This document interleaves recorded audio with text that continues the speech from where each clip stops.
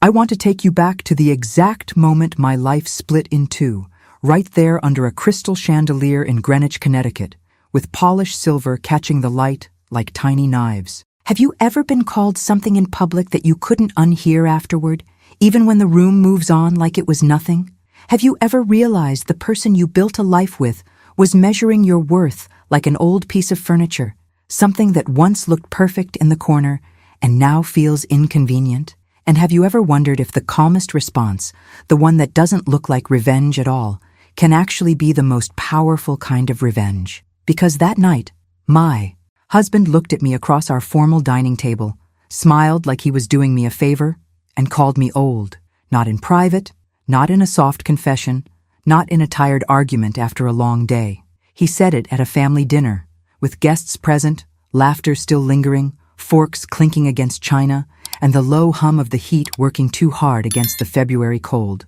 I remember the second the room changed, because the candlelight still flickered and the roast still smelled like rosemary, but the warmth was gone.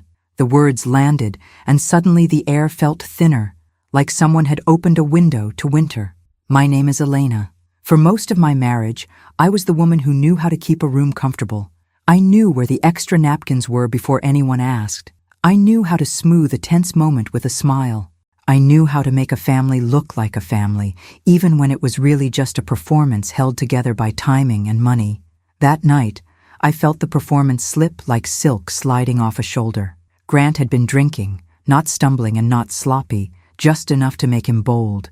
He set his glass down, leaned back like he owned the air, and said casually, like he was commenting on the weather, that it was getting harder to pretend I still fit the picture.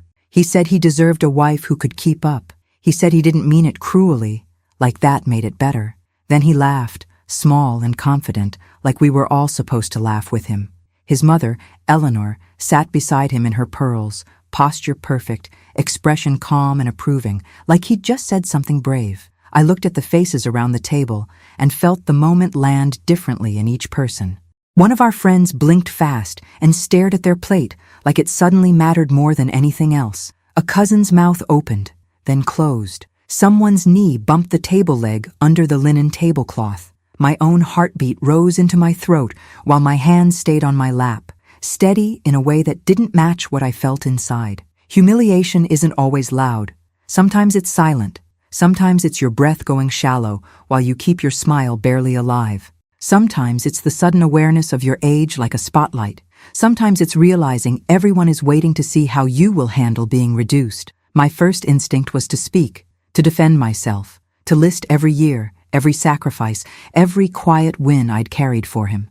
But I didn't. I heard my mother's voice in my head from years ago when I was still young enough to think love meant never needing leverage. She used to say, never answer at night if your dignity is on the line.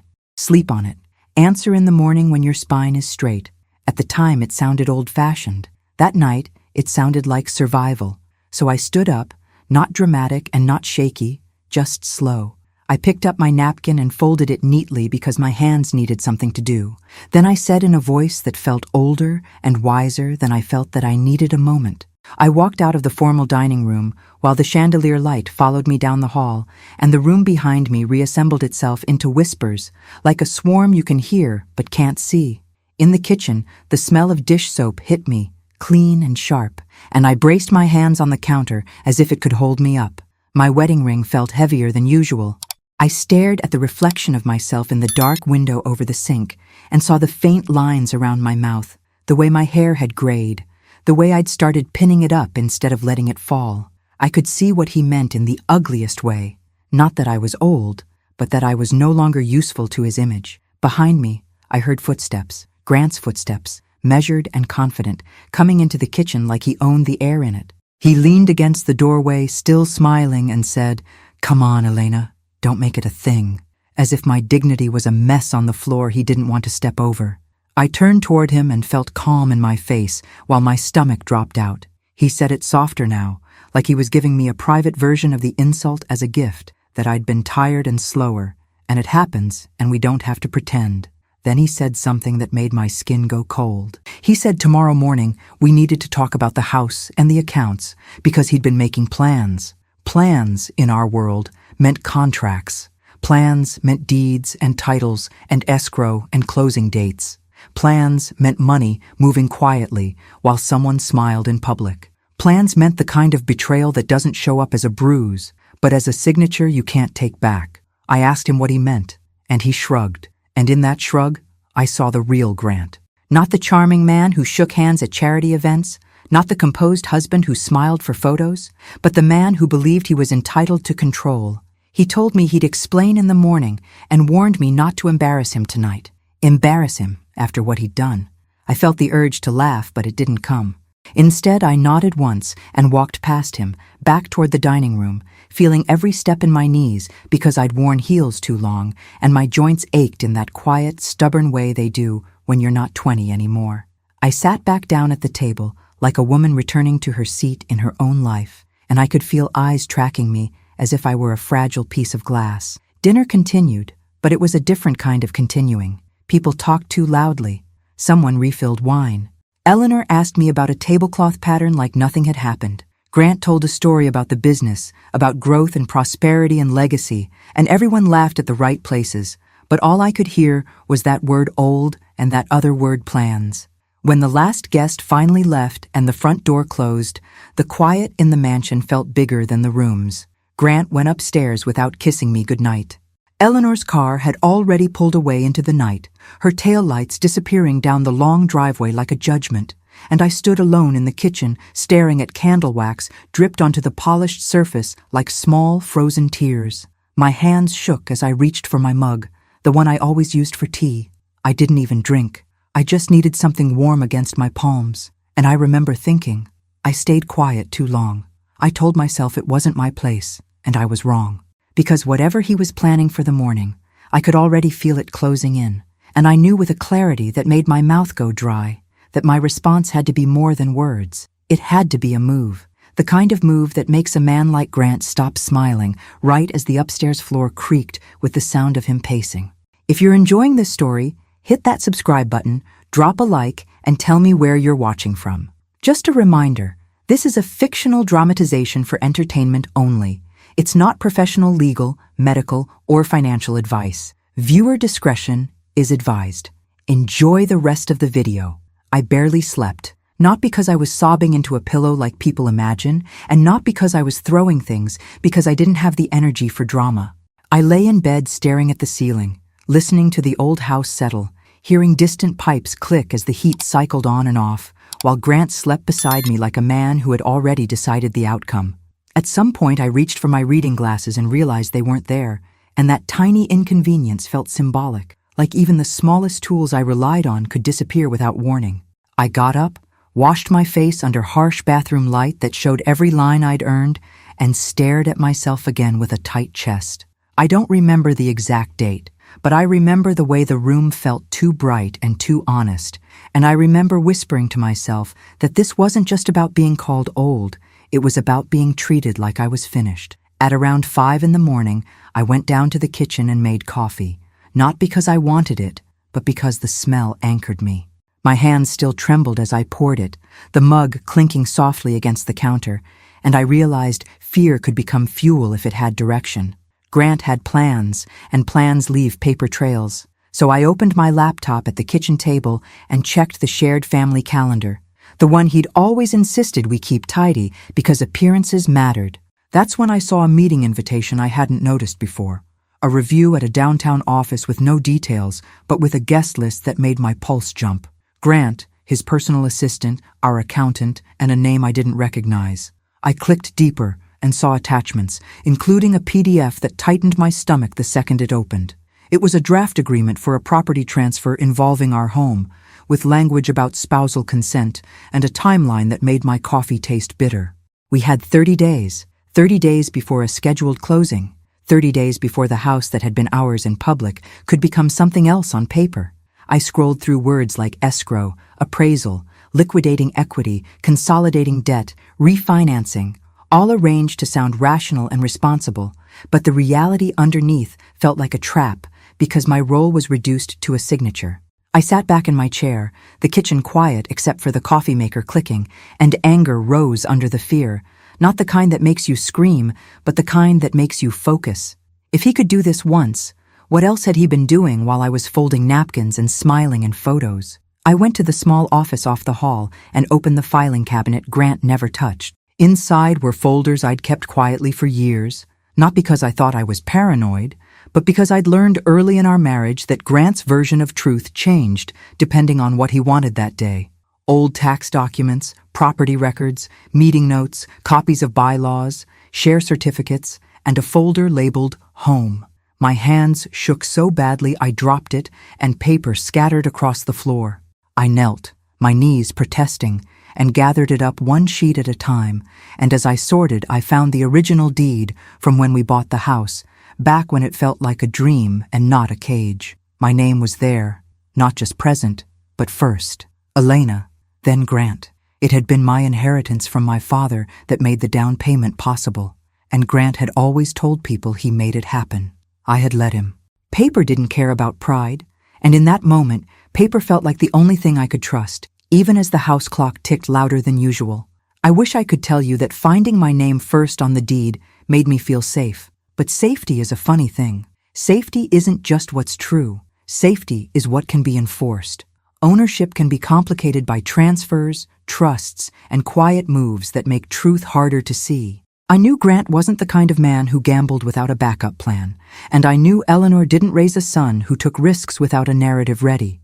I needed to know what he had already set in motion, and I needed real help, not the kind that gossiped over dessert and then acted surprised when your life fell apart. I thought of Marlene, a retired paralegal I hadn't called in too long, a woman who volunteered at the church pantry and looked people in the eye without enjoying their pain. She wasn't part of our circle. She didn't care about old money, new money, or who sat where at a fundraiser.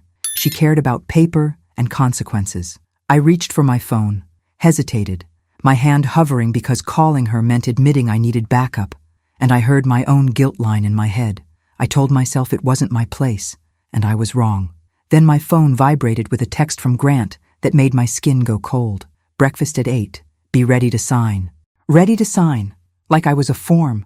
Like I was old furniture being moved out. I stared at that text until my eyes stung and called Marlene anyway. When she answered, sleepy but steady, I said I needed her, and I thought my husband was trying to take my house. She didn't ask me if I was exaggerating. She didn't ask me what I did to provoke him. She said, bring everything you have, and in a voice that felt like a rope thrown into water, she told me not to sign a thing. But as I hung up, another fear hit me. What if Grant had already planted the story that I was unstable? What if Eleanor had already started framing me as dramatic? What if the moment I stepped out of my role, they would flip the narrative and make me the problem? I felt the question press in as I heard footsteps upstairs, the house waking and the day arriving like a verdict. Grant came down at 8 exactly, showered and dressed like nothing had happened. He walked into the kitchen, glanced at the coffee, and said we were going to do this calmly, like he was the reasonable one, and I was the problem he had to manage. He placed a thick folder on the table with tabs like he was presenting a neat, controlled version of reality. He slid a pen toward me and said we needed my consent, framing it as a simple refinance, a restructuring, a smart consolidation of debt for our future. He used words like prosperity and protection the way some men use prayer, like saying, it makes it true. When I asked why he didn't tell me about the closing, his eyes flickered, then he smiled and said, I get anxious and don't handle change the way I used to, wrapping the insult in concern. He said he didn't want to overwhelm me. He said he was taking care of it. Then he added that I wouldn't understand the language anyway, and that was the moment I understood what he was really saying. Not just old, small, replaceable, convenient. He wanted my signature because paper needs my name, but he wanted my mind out of the room because control needs silence. I stood, my chair scraping the floor sharp in the quiet kitchen, and told him I was going out for a bit. He tried to stop me, warning I was making a scene, and I nearly laughed at how quickly he framed my boundaries as drama. I grabbed my purse, realized I'd forgotten my keys, went back for them, and the jingle sounded louder than it should have as I walked out. Outside, the cold air hit my face, the gravel crunched under my shoes, and for the first time in years, the mansion behind me felt like a weight instead of a home. As I pulled out of the driveway, my phone buzzed with a new email notification. Urgent. signature required. And I understood the clock had already started, even if Grant thought he was the only one setting it, as my tires rolled over the edge of our perfect street like I was leaving a world that had always been more fragile than it looked.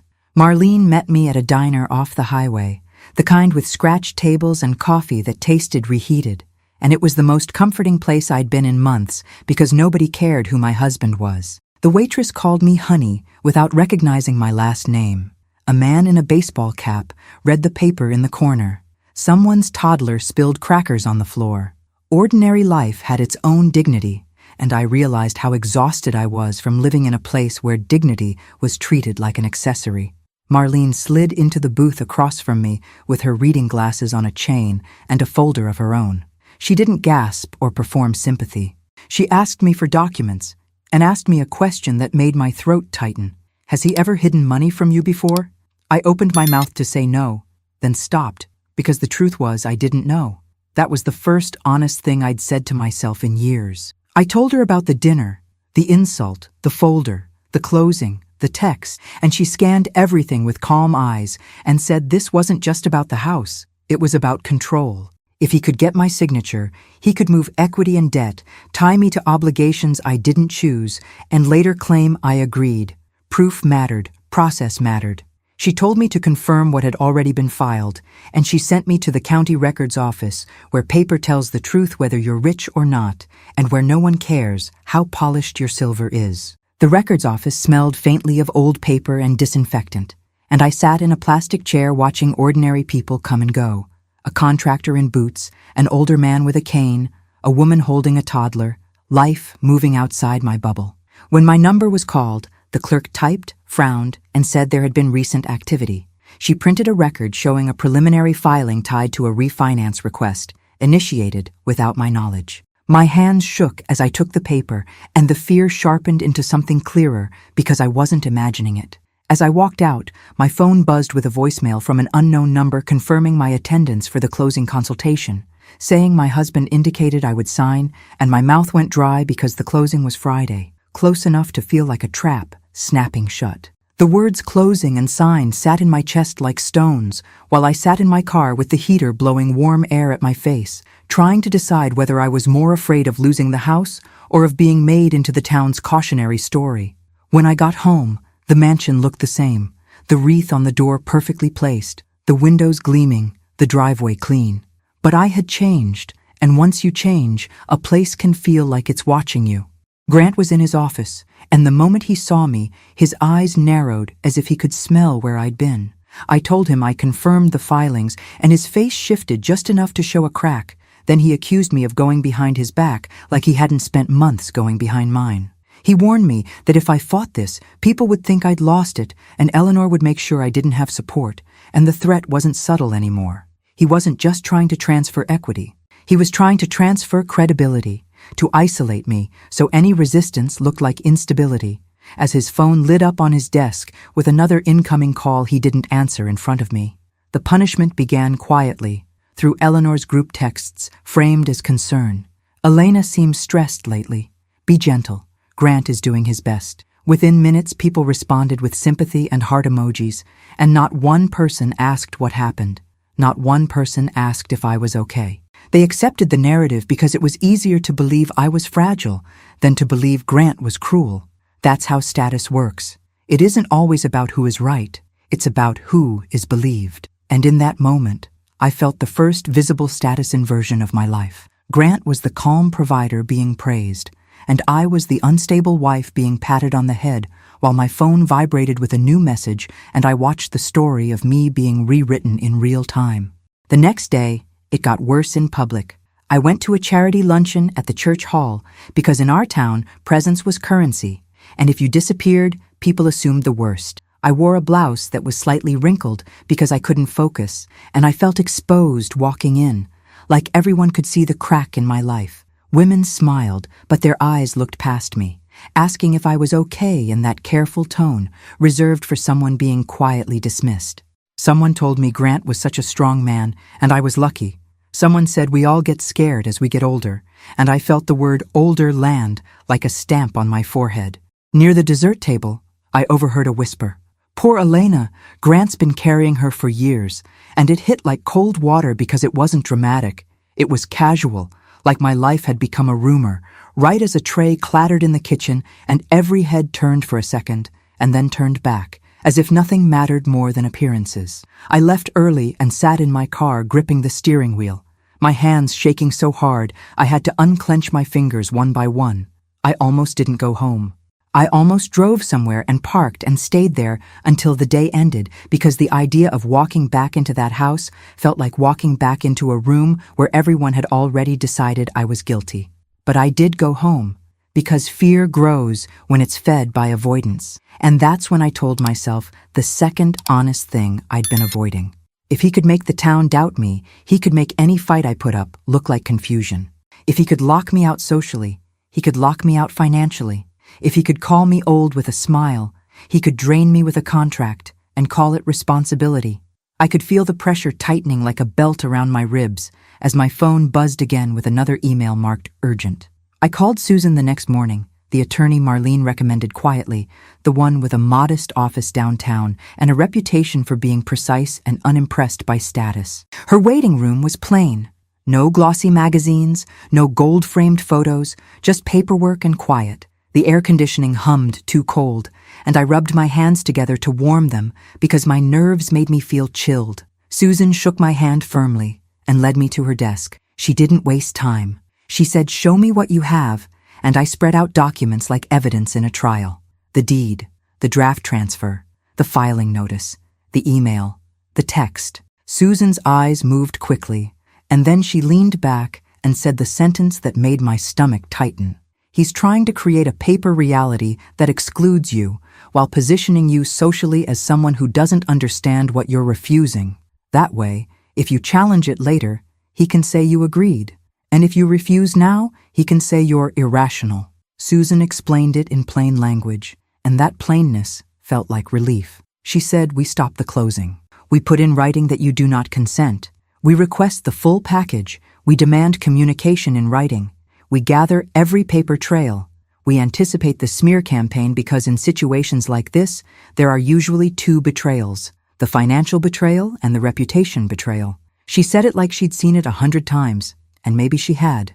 I nodded, and I felt my throat tighten, because part of me still wanted to believe I could fix this with one honest conversation, as if honesty had ever been the currency in my marriage. Right as my phone buzzed with a new notification that changed the shape of everything. Board materials. That was the subject line, and when I opened it, my stomach clenched. Our family business wasn't just a business in the way people imagine, a storefront or a little office. It was a structure, a holding setup with assets, property, equity, shares, obligations, board votes, and meeting notes. Grant was the face of it, the charming man with the confident handshake, but I had been behind the scenes tracking cash flow, approving payroll, making sure debt didn't outrun income, reminding him of property taxes, pushing back when credit cards started creeping up for expenses that were really status purchases. The email included an agenda for a board meeting scheduled without my knowledge, set for 2 weeks, and buried in the materials was a proposal to restructure and shift assets into an entity I didn't recognize. Susan asked for bylaws and share details because governance runs on rules, not charm. I told her I had kept records, and she nodded like she expected that. She asked, "How many shares do you have?"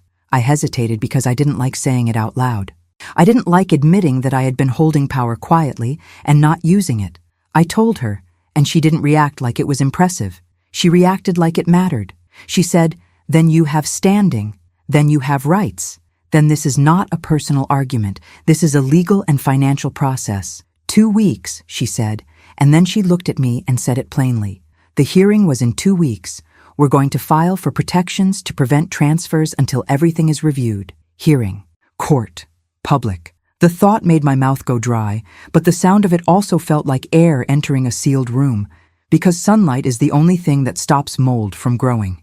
Back at home, I pulled out the bylaws folder and share certificates. I sat on the floor in my office because my knees hurt and the desk chair felt too stiff, and as I rummaged through old folders, I found an envelope tucked in the back of a drawer. No return address, just my name in Grant's handwriting. My heart pounded as I opened it. Inside was a copy of a post-nuptial agreement we had signed after a crisis years ago when I demanded security. At the time, Grant called it a formality, a promise. I had almost forgotten it, because when you make deals to keep peace, you don't want to look at the fact that you needed deals at all. Reading it now with shaking hands, I found a clause stating that if property transfers or restructuring occurred without mutual consent, my share of certain assets automatically increased, a safeguard I'd built when my instincts had been awake, then buried under years of trying to keep everything smooth. It felt like finding a chess piece I didn't know I still had, and for a moment, I sat there on the floor with paper in my lap, smelling the faint dust of old folders, realizing that part of me had always known I might need protection. That was my first foreshadowing, and at the time it had seemed innocent. A formality, a promise, a signature filed away. Now it felt like a quiet door I could still open if I had the courage to walk through it, right as I heard the front door open and close and the sound of Grant's footsteps in the hallway. That night, Grant tried a false victory. He invited me to a calm dinner at home, candles and soft music, like he was generous. He poured wine. He spoke softly. He apologized for the old comment. He said he'd been stressed. He said he didn't mean to hurt me. Then he reached across the table and touched my hand in that careful way that makes you doubt your own anger. For a second, I felt the pull of history, the years, the partnership, the good memories that always show up right when you're about to leave. He said, "If you sign, we can reset. We can protect the house. We can protect our savings. We can protect retirement. I'll make it up to you." And then he slid the folder toward me again, and I realized the apology was just the wrapping around the same demand. I wanted to believe him because I was tired, and tiredness is how people get trapped, not through force, but through exhaustion. My hands shook. I almost reached for the pen. Then my phone buzzed, and the vibration snapped me back like a slap. A message, a screenshot, forwarded quietly by a cousin with no comment. It was Eleanor, texting a close friend, and she didn't know it would be shared. "Elena is deteriorating. We need to protect Grant and the company. She could do something irrational." The words made my stomach turn because they weren't concern. They were strategy. They were the soft, polished version of a knife. And I understood in a way I hadn't understood at the dinner table that Eleanor wasn't a cartoon villain. She truly believed she was protecting legacy. She believed tradition mattered more than my autonomy. She believed women like me should age quietly and gratefully. And she believed that if I resisted, it must be because I was unstable, because the alternative would require admitting her son was wrong. I set my phone down and pushed the folder back to Grant. I told him my attorney would review everything. His eyes flashed for a second, then his smile returned in a stiffer shape. He leaned back and said, "Do you really want to do this? You're going to turn yourself into a laughingstock. People will think you're bitter. People will think you're jealous. People will think you're, well, you know." He didn't say old again. He didn't need to. He let it hang in the air, and I realized the insult wasn't a word. It was a system. It was a way of placing me lower so he could step higher, right as his phone lit up on the table, and he let it ring twice before flipping it face down like I wasn't allowed to see who mattered more than me. The next morning, I stopped trying to win love back and started protecting my life. Susan sent written notices that I did not consent, demanded full loan packages and escrow timelines, requested appraisals and lien documentation, and insisted communications stay in writing. Grant called furious, saying I made it messy, and I told him he made it secret. Eleanor called cold, saying I was hurting the family, and I told her I was protecting myself, and she warned I'd have little support if I proceeded, meaning social support, access, invitations, credibility, the invisible power of being welcomed. My hands shook after I hung up, and I had to sit down on the edge of the couch because my legs felt weak, but I kept moving. Susan warned accounts could be locked, passwords changed, records disappear. So I started scanning documents, organizing statements, gathering every paper trail, because paper trails are the closest thing to truth when someone else is charming. I spent hours in my office with piles of paper, my back aching, my fingers cramping, and I spilled coffee on one stack and cursed under my breath, because even in crisis, you're still human. The smell of dish soap lingered on my hands because I kept washing them without thinking, a nervous habit. I found old mortgage statements, property tax bills, credit card statements, loan documents, meeting notes, shareholder agreements, bylaws, and emails printed out with dates circled in pen. It wasn't glamorous. It was not the kind of revenge people clap for at dinner parties. It was slow, precise survival. Every time I thought I had enough, I remembered Grant's smile and Eleanor's calm approval, and I scanned one more folder right as my printer jammed and I had to yank out crumpled paper with shaking fingers. Then the no way out moment hit, exactly the way Susan said it could. I walked into a bank lobby to withdraw money for a routine bill because I didn't want to use a card and leave an easy trail, and the teller looked at her screen and frowned. She said there was a hold on the account pending authorization. The words pending authorization sounded like a cage. I asked what it meant, and she said she couldn't discuss details, but I would need to speak with the account holder. Account holder, meaning Grant. My chest tightened so hard I couldn't take a full breath. I walked out into the cold air, my cheeks stinging, and sat in my car with my hands on the steering wheel as if it could keep me from floating away. Before I could even process it, a call came from a brokerage office. A polite voice said they were confirming a transfer request from my retirement account, framed as part of restructuring. Transfer.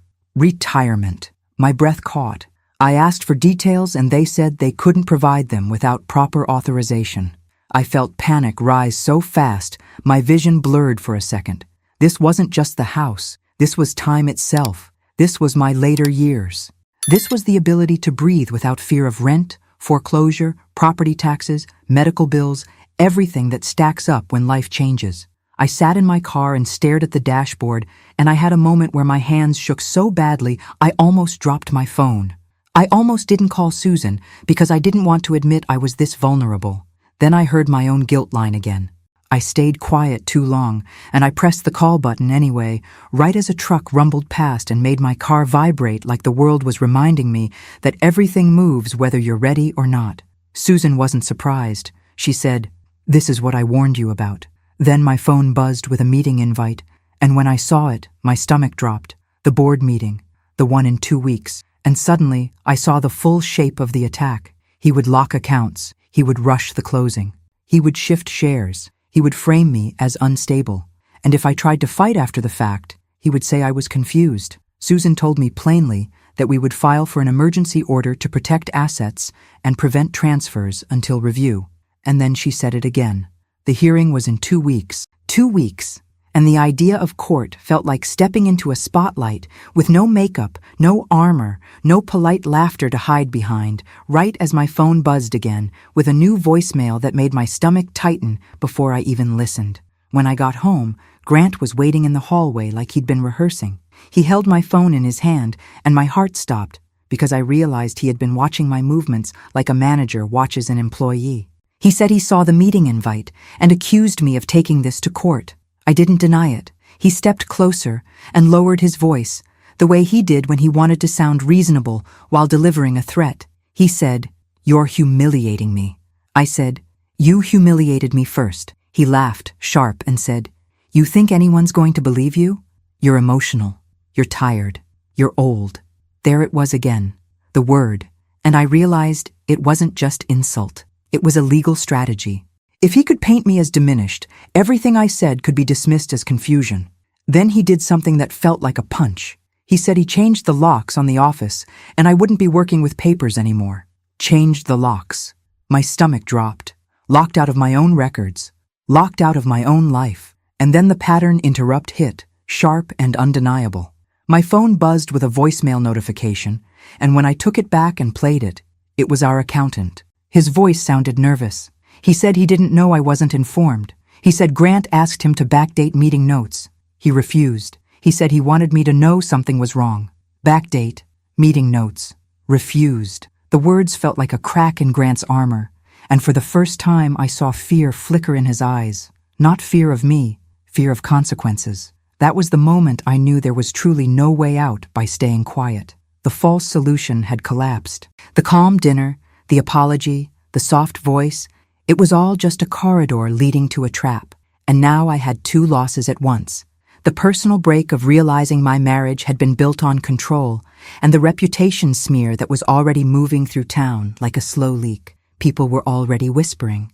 People were already choosing which version of me to believe. Status inversion had begun, and the only way to reverse it was not to plead, but to present proof. Right as the doorbell rang and I flinched so hard, I put my hand over my mouth like a sound could escape.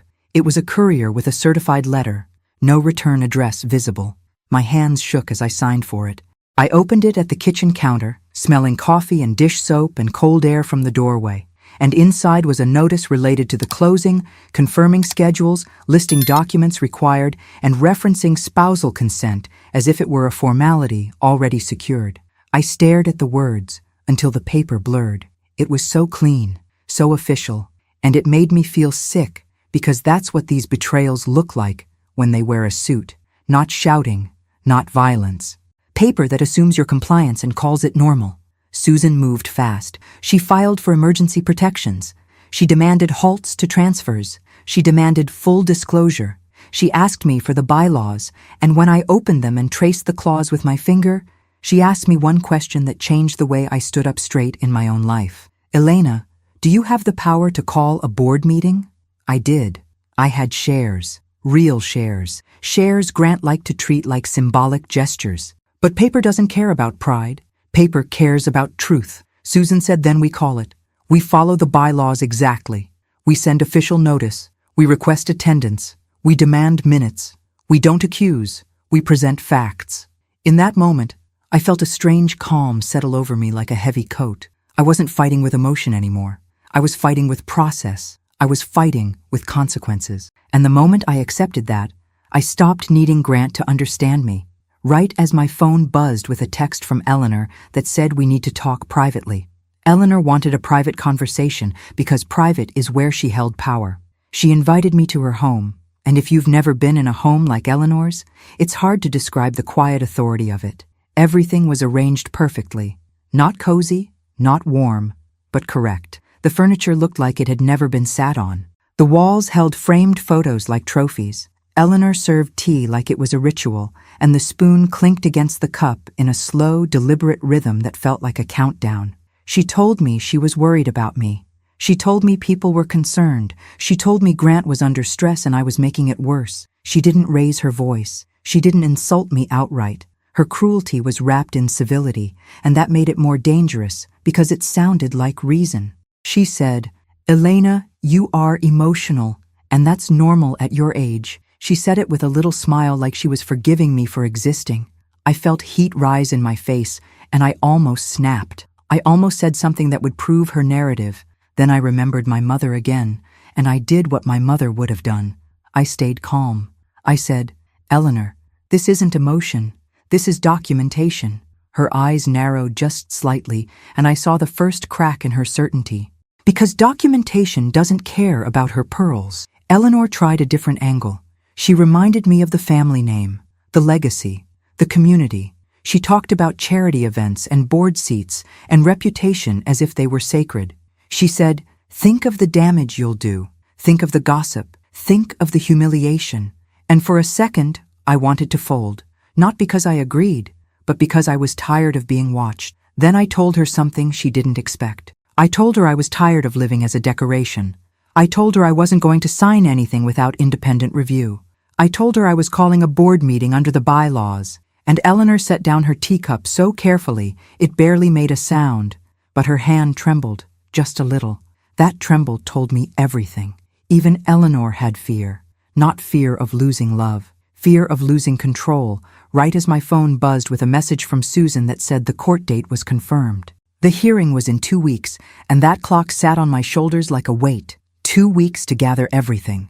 2 weeks to prepare for Grant's charm. 2 weeks to endure the whispers. 2 weeks to keep my spine straight when people looked at me like I was unstable. And the hardest part was that Grant still lived in the house with me.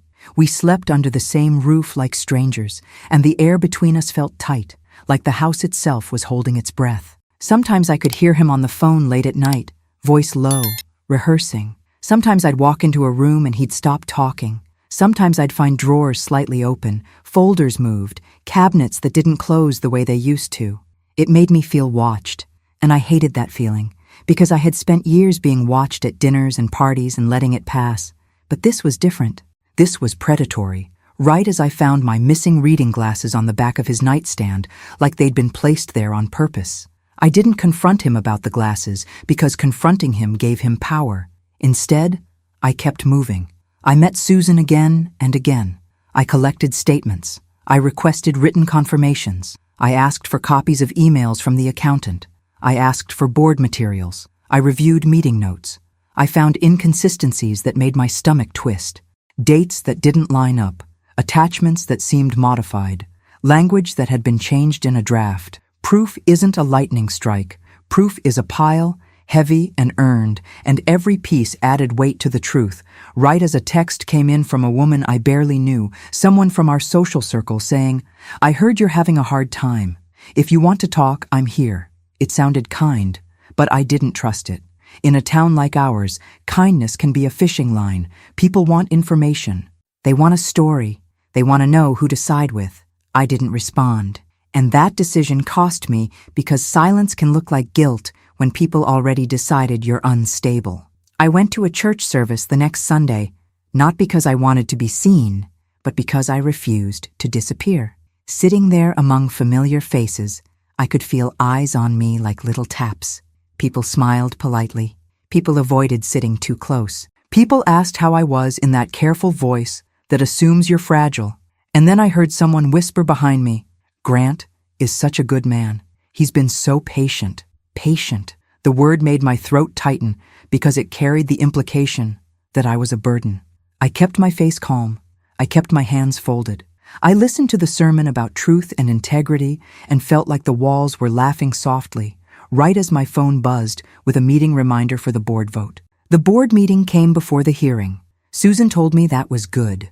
The board meeting would set the tone. If we handled the board meeting cleanly, with bylaws and minutes and proper notice, it would be harder for Grant to frame me as emotional. If the board saw the documentation, it would be harder for him to paint me as confused. Process is protection. That became my mantra. Process is protection. I repeated it in my head when my hands shook. I repeated it when I woke at 3 a.m. with my heart racing. I repeated it when I found a drawer in my office locked that hadn't been locked before. I repeated it when I walked past Grant in the hall, and he smiled at me like I was already losing, right as an envelope appeared in the mail with no return address. The envelope sat on my kitchen counter like a small animal. No return address, just my name. I stared at it longer than I should have. My hands shook. I almost didn't open it. That was my hesitation moment, the one I don't like admitting, because it's embarrassing to say you were scared of paper, but paper is what had been hurting me. And paper can also save you. I opened it carefully, and inside was an old letter, one I had forgotten existed, written by Grant years ago after that earlier crisis when we signed the postnup.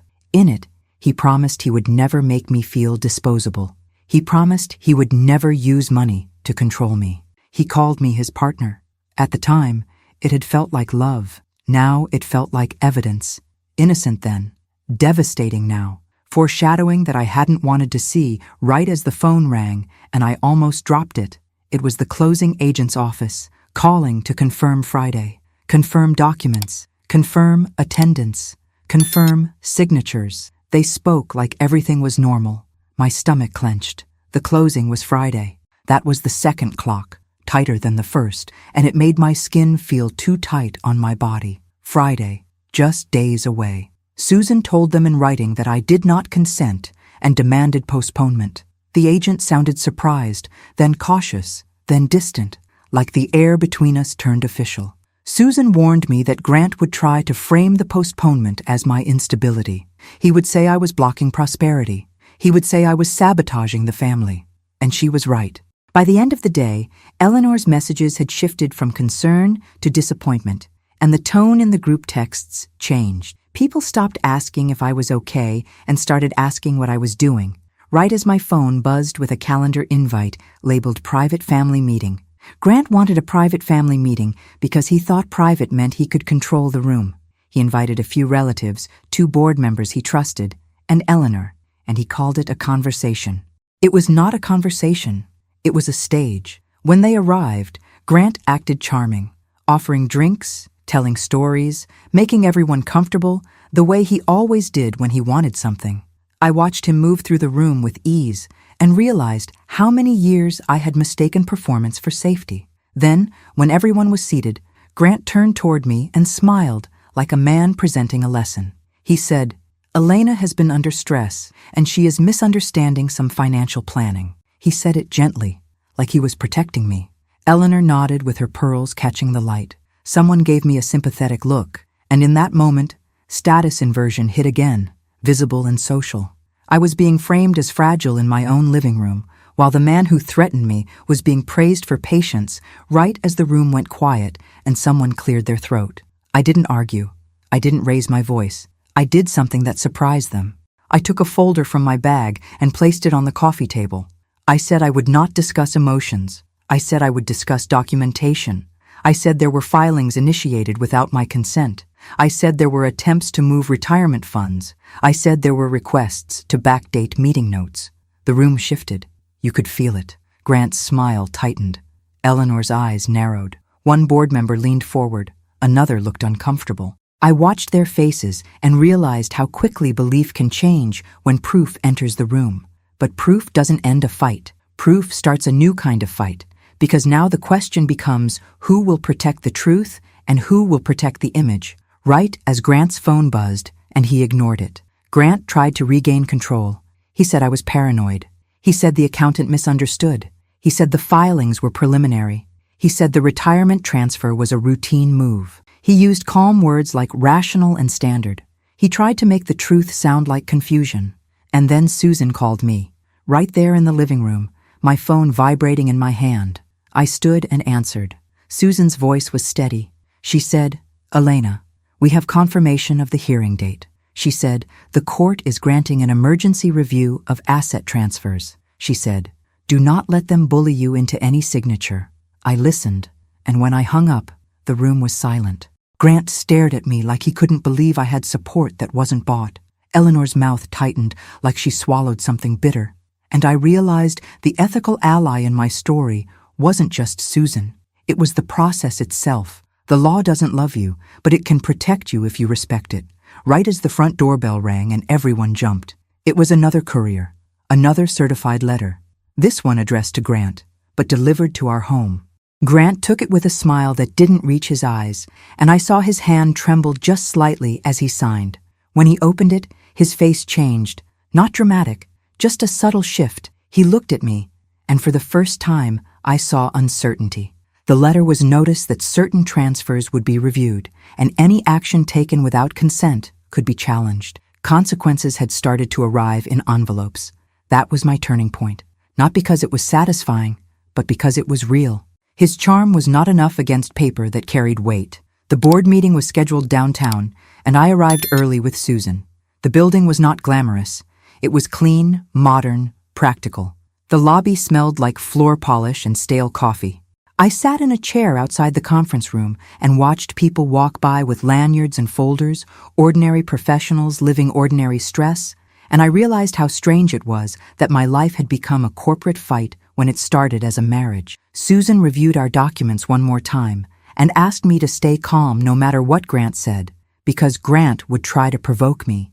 He would try to make me emotional in front of witnesses. He would try to prove Eleanor's narrative. I nodded, and my hands shook, and I had to press my palm against my thigh to steady it, right as the conference room door opened, and Grant walked in. Grant looked polished, confident, like he belonged in every room. Eleanor arrived behind him, pearls shining like armor. The accountant came in looking tense. 2 board members I barely knew took seats with guarded expressions. Grant greeted everyone with charm, and for a second, if you didn't know the truth, you might have believed he was the hero. That is what terrified me the most. Not his anger, his charm. Charm is what makes people ignore warning signs. Charm is what makes people call cruelty a misunderstanding. Grant started the meeting with a speech about legacy. He talked about prosperity as if it were a moral virtue. He talked about saving the house, consolidating debt, protecting equity, safeguarding retirement, like he was reading from a brochure. He presented the restructuring proposal as a win-win. He said Elena is anxious, but we can guide her through it. He said it kindly. He said it in a voice that made the room nod. Then Susan slid a document across the table. Not dramatically, just firmly. It was the county filing notice. It was my written non-consent. It was the deed showing my name first. It was the postnup clause. It was the accountant's email refusing to backdate notes. And Susan said, "We are not here to debate emotions. We are here to follow bylaws and legal obligations. Any vote taken under incomplete disclosure will be challenged." The room went quiet in that way that feels like oxygen leaving. Grant smiled and said, "Elena is confused." He said she misinterprets. Eleanor leaned in and said, with cool concern, "She's been under stress." And there it was again, the age implication hovering without being spoken. Status inversion was their favorite weapon. Make me look fragile, make him look patient, make truth look like drama. But Susan asked one simple question. If Elena is confused, why was she excluded from meetings? Why was a closing scheduled without her knowledge? Why were filings initiated without her consent? Silence. The accountant cleared his throat. One board member shifted in his chair. Another looked down at the documents and then looked back up at Grant like he was seeing him for the first time, right as Grant's pen clicked against the table, a small, impatient sound he couldn't hide. The accountant spoke. He said he could not support the restructuring. He said there were requests made that concerned him. He didn't accuse. He didn't dramatize. He said it like a professional protecting his own integrity. That one sentence changed the air. Another board member asked for a pause and independent review. They asked for full disclosure. They asked for clarification of the entity Grant was proposing. Grant's confidence cracked. Not publicly loud, but in the way his smile tightened, in the way he stopped making eye contact with Susan and stared at the table like it could give him answers. And in that moment, status inversion happened again, visible and social. The charming man who was believed automatically was suddenly questioned. The wife who was framed as emotional was suddenly the one holding proof. Grant looked at me, and for the first time, he looked like he didn't know what to do with me, right as a meeting assistant stepped in with fresh copies of the agenda and the paper slid across the table like a verdict. The board postponed the vote. They demanded review. They demanded documentation. They demanded minutes. They demanded accountability. And when the meeting ended, Grant tried to corner me in the hallway. He walked beside me like he still owned the space. He said, "You're ruining everything." I said, "You started this." He said, "You're humiliating me." I said, "You humiliated me first." He laughed sharply and said, "You think you won? This is not over." Then Eleanor stepped close and said softly, "Elena, you are embarrassing yourself." That was her favorite angle. Shame. But the thing about shame is it only works if you agree to carry it. I looked at her and said, "I'm not embarrassed by documentation." And for the first time, Eleanor's calm face flickered. Not anger, something else. Uncertainty. Because she couldn't charm paper, right as my phone buzzed with Susan's message confirming the court hearing time. The hearing was in 2 weeks, and that third clock sat heavy now, because it wasn't an abstract threat anymore. It was a date, a time, a place. A courtroom with air conditioning that hums too loud and benches that squeak when you shift. A judge who doesn't care about your dinner table. A record that becomes real. 2 weeks, and Grant's smear campaign intensified. People who used to invite me stopped calling. Friends I had known for years sent vague messages like, "Thinking of you," without asking questions. Someone accidentally mentioned at the grocery store that they heard I was having a breakdown. The word breakdown was like poison because it created a picture of me that was easy to dismiss. I smiled politely. I paid for my groceries. My hand shook so badly I dropped my receipt, and I had to bend down to pick it up, my knees aching, feeling humiliation all over again. But I told myself this humiliation was different because this time I was choosing it for freedom, right as a man behind me cleared his throat impatiently, and I moved aside like an invisible person. Then came the blow I feared most. I walked into the bank again after Susan advised me to request written confirmation of the holds, and the teller looked uncomfortable. She said the restrictions were still in place and access had been modified. Modified. The word felt cold. I asked to speak with a manager. The manager's tone was polite, firm, and distant. She said certain authorizations had been updated. Updated. I asked how. She said I would need the account holder present. Account holder. Again. I walked out with my cheeks burning, and I sat in my car with my hands shaking and the heater blasting, and I realized something that made my stomach twist. Grant wasn't just trying to control money. He was trying to control the feeling of helplessness. He wanted me to feel like I needed him to breathe. And in that moment, I understood how financial control breaks people. It doesn't just move numbers, it moves your sense of self. Right as my phone buzzed with a message from Grant that said, "We can stop all of this if you cooperate," Susan warned me that Grant would offer a false peace again. He would offer an apology. He would offer a compromise. He would offer something that sounded generous but required surrender. And he did.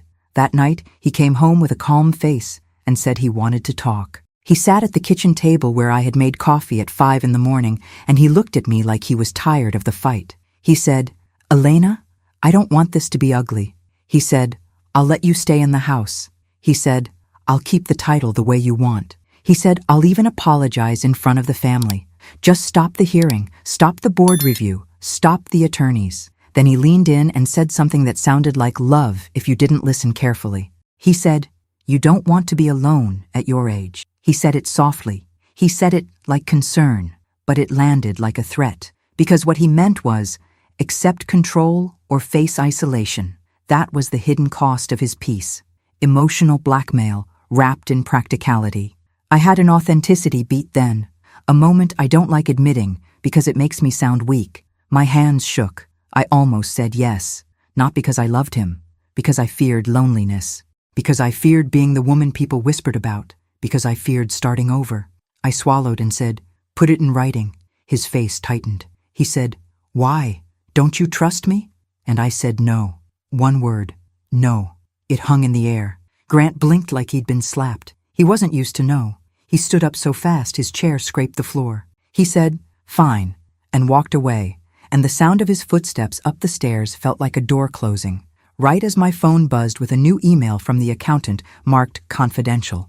The accountant's email included copies of communications Grant had sent, instructions, timelines, and in one message Grant wrote something that made my stomach turn. He wrote that Elena's signature should be obtained before she spirals.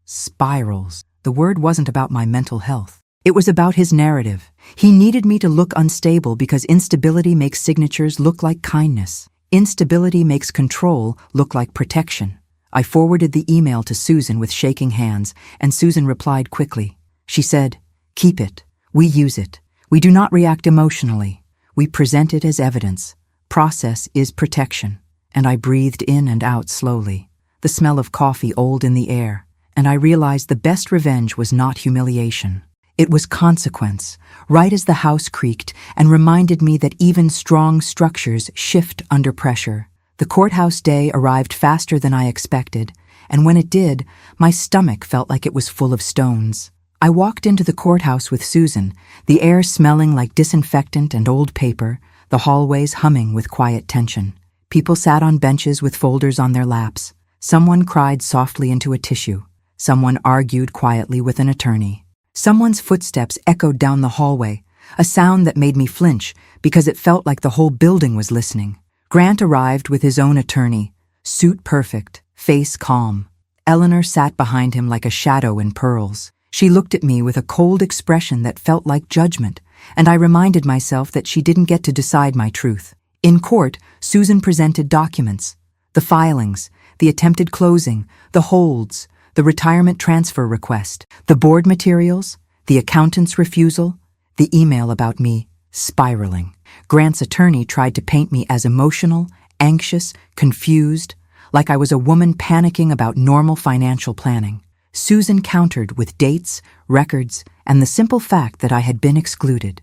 The judge listened, expression neutral, and that neutrality felt like a relief because it meant charm wasn't winning. It meant the room belonged to process. The judge granted temporary protections. No transfers, no closing, no moving money out of retirement accounts, no shifting assets without mutual review. And when the judge said it, I felt my shoulders drop slightly, like a belt loosened around my ribs. It wasn't victory. It was breathing room. It was time. Outside the courthouse, Eleanor leaned close and said, "You have destroyed your family." I looked at her and felt the weight of her worldview. Then I said, "No, I saved myself My voice didn't shake. My hands did, but my voice didn't. Eleanor's eyes narrowed. Then she turned away like she didn't want to be seen losing control. Grant walked past me without looking at me, jaw tight, and I felt something else then, something I didn't expect. Not triumph, grief. Because even when someone betrays you, the end of the story you thought you were living still hurts. After court, the story in town started shifting, not because people suddenly loved me, but because the facts were undeniable. People whisper differently when proof shows up. Now it wasn't poor Elena. She's losing it. Now it was Grant moved too fast. Grant got caught. Grant got sloppy. And that shift was another status inversion.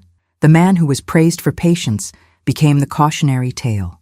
The woman who was dismissed became the one people quietly respected, even if they didn't say it out loud. But respect can be lonely too. It doesn't always come with warmth. It comes with distance. People step back when they realize you can't be controlled by shame. Grant tried to repair his image, not his marriage. He started showing up at events alone, looking solemn, telling people he was going through a difficult time, that Elena was under stress, that he hoped she would get help. Help. The word help was another weapon because it implied illness. I heard about it through whispered messages, through someone's sympathetic tone at the grocery store, through a neighbor who said, "I hope you're taking care of yourself." I smiled and said, "I'm taking care of my paperwork." That became my joke, my armor. Paperwork. Because in a world of performance, the least glamorous thing can be the most honest.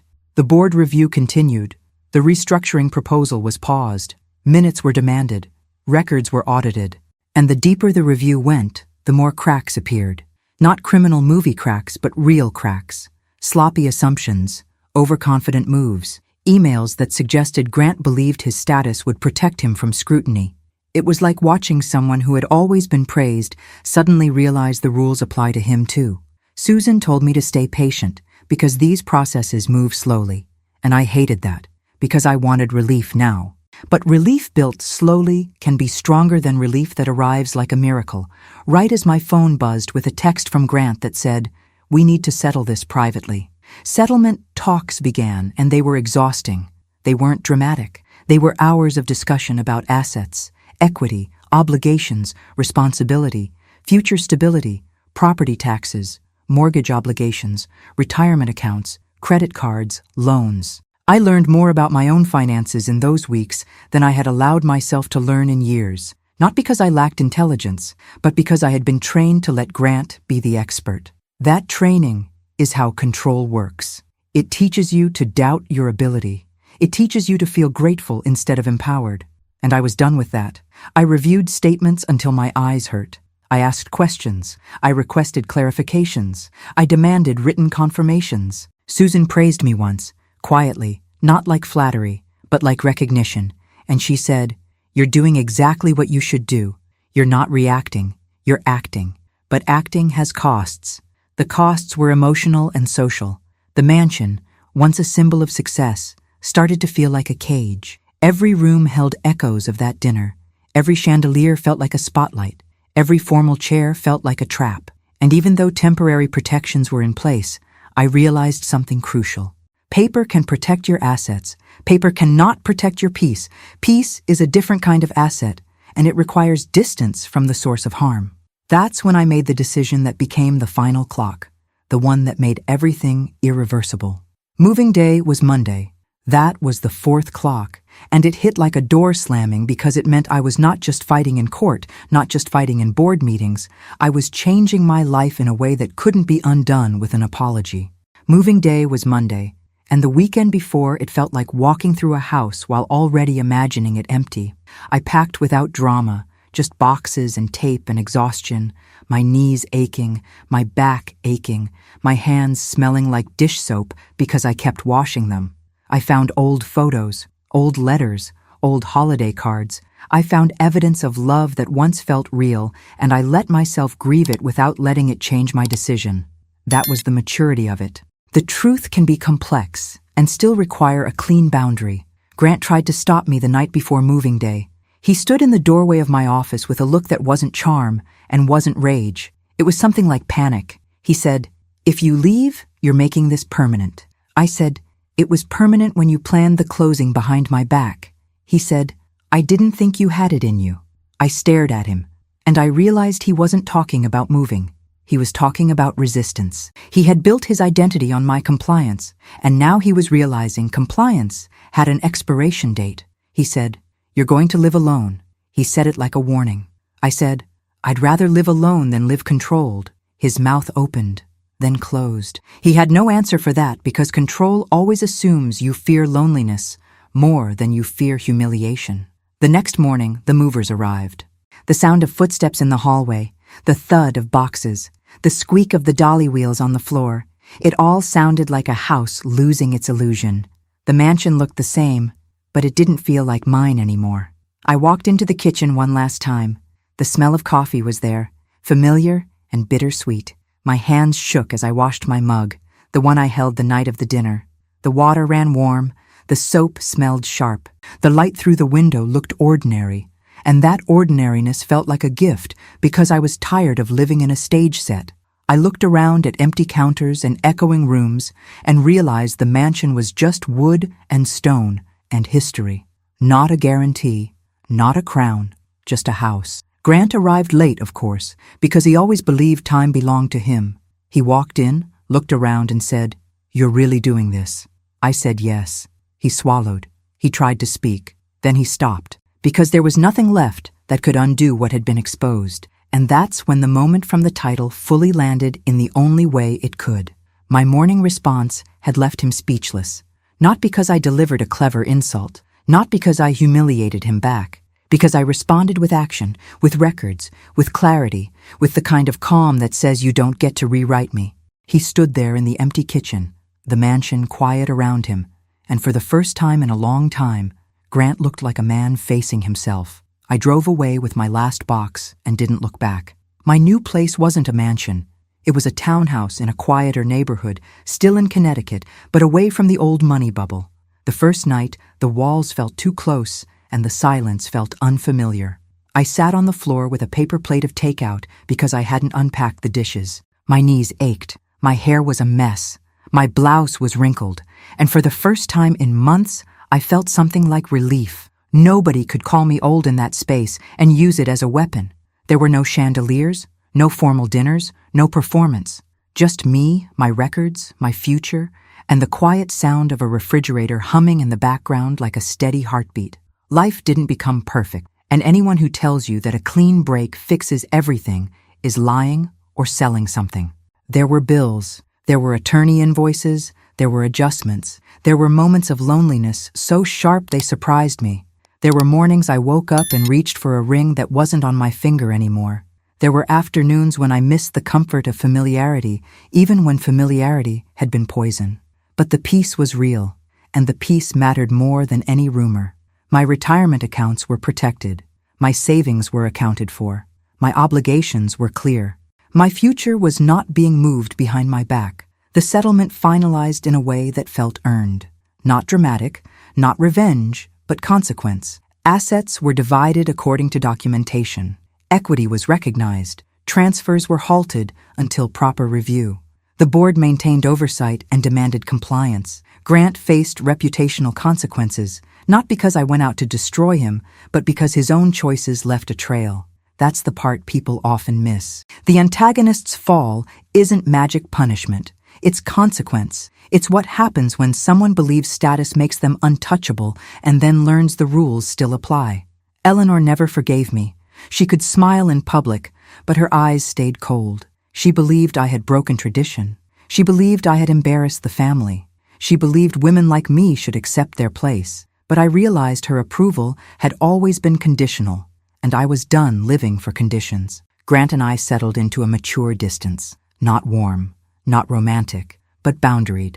He tried to soften the story to protect his image, and I let him keep some dignity because I wasn't interested in destroying him.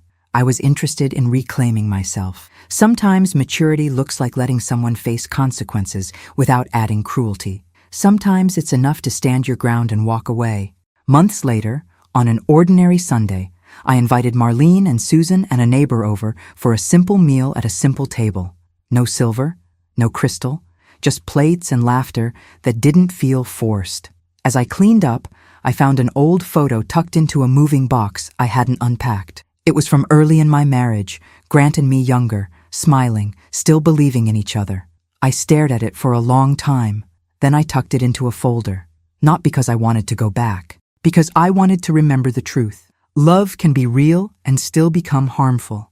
People can have dignity and still do damage. Age is not weakness unless you let someone define you by it. And sometimes the strongest thing you can do after humiliation is wake up the next morning and respond with calm, earned clarity, not for revenge, but for your own life. Thanks for watching until the end. If this story touched you, please subscribe and give this video a thumbs up. As a final reminder, this was a fictional dramatization for entertainment purposes only and does not constitute legal, medical, or financial advice. I'd love to hear your thoughts in the comments. I'll see you in the next story.